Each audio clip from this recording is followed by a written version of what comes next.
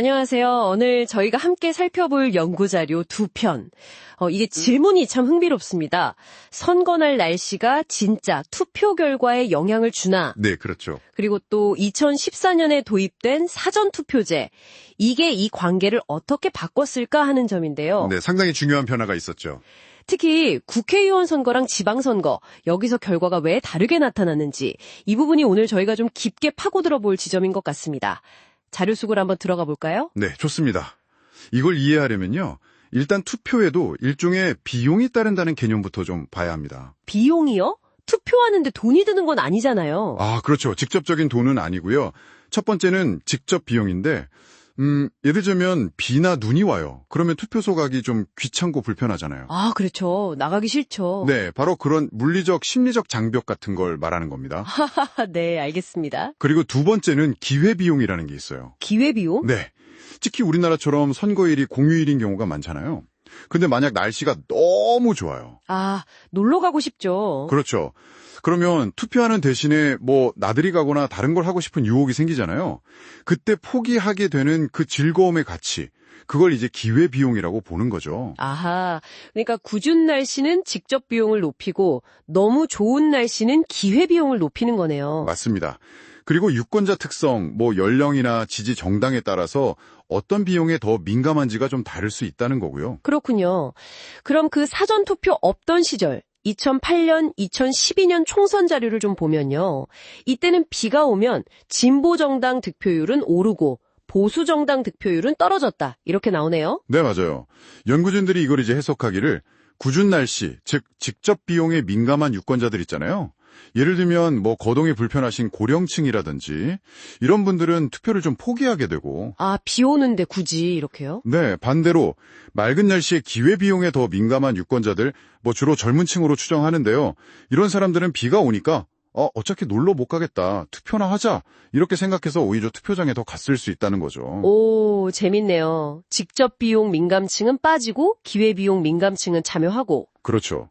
근데 또 흥미로운 건 그래서 전체 투표율 자체는 크게 변하지 않았다는 거예요. 아, 정말요? 서로 상쇄가 된 거군요. 네, 그런 셈이죠. 그런데요, 사전투표제가 이제 도입된 2016년, 2020년 총선, 이때는 완전히 다른 결과가 나왔다면서요. 네, 바로 그게 이 연구의 좀 놀라운 부분인데요. 사전투표가 도입된 이후에는요, 국회의원 선거에서 선거 당일 날씨, 특히 강수량이 정당 득표율에 미치는 영향이 통계적으로 그냥 사라져버렸어요. 네, 사라졌다고요? 완전히요? 네, 유의미한 영향이 없어졌다는 거죠.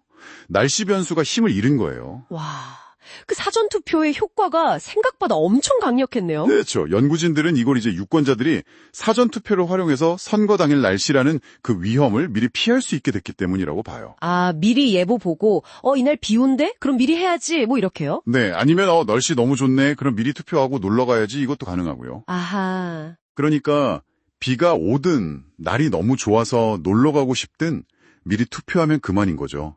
날씨에 민감했던 유권자들이 이걸 아주 전략적으로 활용했을 가능성이 크다는 겁니다.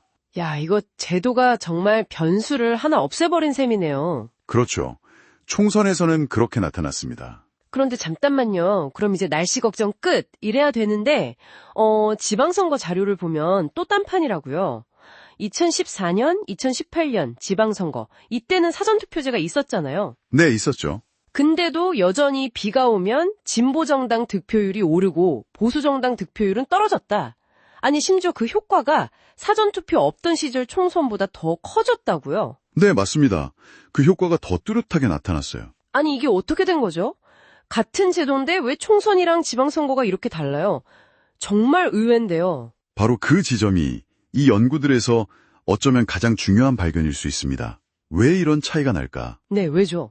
연구진들은 여러 가능성을 보는데 가장 유력하게 보는 게 선거에 대한 유권자의 관심도 차이 때문일 수 있다는 거예요. 관심도요? 아, 네, 국회의원 선거는 아무래도 전국적인 이슈고 언론 노출도 많고 관심이 높잖아요. 그러니까 유권자들이 날씨 예보까지 좀 찾아보면서 내가 투표 비용을 좀 관리해야겠다. 이런 생각을 하고 사전투표를 적극적으로 활용했을 가능성이 높다는 거죠. 아, 총선은 중요하니까 좀 더 신경 써서 날씨까지 체크하고 미리 투표한다. 그렇죠. 근데 상대적으로 지방선거는 솔직히 관심도가 좀 떨어지는 경향이 있잖아요. 네, 뭐 후보도 잘 모르고 그럴 때도 많죠. 그러다 보니까 유권자들이 그렇게까지 날씨를 예측하고 사전투표를 통해서 비용을 회피하려는 노력을 덜 기울인다는 겁니다. 사전투표라는 편리한 제도가 있어도 그 선거 자체에 대한 관심이나 중요성 인식이 낮으면 그걸 적극적으로 활용하지 않을 수 있다는 거죠. 아하, 그러니까 제도는 마련되어 있어도 유권자가 그걸 활용할 생각을 하느냐, 마느냐, 그게 관심도에 달려 있다. 네, 그런 해석이 가장 설득력 있게 제시되고 있습니다. 제도의 효과가 유권자의 관심이라는 필터를 거쳐야 제대로 발휘된다는 점을 보여주는 거죠. 그 관심도 차이하는 설명 상당히 일리가 있네요.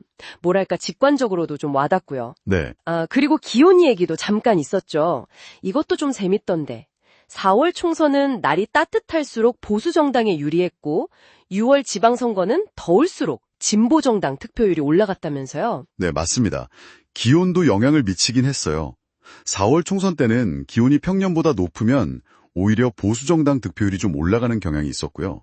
아마 투표소 가기 편해져서 직접 비용이 줄어드는 효과가 아닌가 싶고, 날 좋으니 어르신들이 투표하기 편해서. 뭐 그럴 수도 있겠죠. 반면에 6월 지방선거 때는 기온이 높으면, 즉 더우면 진보정당 득표율이 올라갔어요. 이건 아마 더우니까 야외 활동 같은 기회비용이 줄어서 그런 게 아닌가, 뭐 그렇게 추정합니다. 허허, 이건 또 해석이 복잡하네요. 근데 기온은 또 사전투표율 자체에는 큰 영향을 안 줬다고 하니까. 네, 그 부분은 좀 흥미없죠. 사람들이 비에 보는 신경 써서 사전투표를 결정해도 뭐 기온 몇 도까지 보면서 미리 투표할지 말지를 정하지는 않는 것 같다는 거죠. 그렇군요. 강수량만큼 결정적인 변수는 아니었나 보네요. 네, 상대적으로요. 자, 오늘 살펴본 이 자료들을 종합해보면 사전투표제라는 제도가 선거 당일 날씨라는 어떻게 보면 좀 예측 불가능한 요소에 영향을 줄일 수 있는 강력한 도구인 건 분명한데 네, 그렇죠. 이게 또 만능은 아니다. 특히 유권자들의 관심도가 상대적으로 낮은 선거에서는 그 효과가 좀 제한적일 수 있다. 이 점이 정말 중요한 시사점인 것 같습니다. 맞습니다. 단순히 좋은 제도를 도입하는 것만으로는 부족하다는 거죠. 유권자들이 그 제도의 존재와 가치를 알고 또 해당 선거에 대해서 관심을 갖고 적극적으로 참여하려는 의지가 있을 때 비로소 그 제도의 효과가 극대화될 수 있다는 겁니다. 결국은 제도와 시민의 참여, 이 두 바퀴가 같이 굴러가야 하는 거네요. 네, 어떻게 보면 당연한 얘기지만 데이터를 통해 다시 한번 확인하게 되는 중요한 사실이죠. 민주주의의 기본 원리라고 할 수 있겠습니다. 여러분께서는 어떻게 생각하시나요? 만약에 관심도가 낮은 선거일수록 여전히 날씨 같은 어찌 보면 좀 비본질적인 요소에 결과가 좌우될 수 있다면 우리는 어떻게 해야 민의를 더 정확하게 반영하고 또 민주주의의 질을 높여갈 수 있을까요? 한 번쯤 이 질문을 생각해 보시면 어떨까 싶습니다. 다음 분석에서 또 흥미로운 지식으로 찾아뵙겠습니다.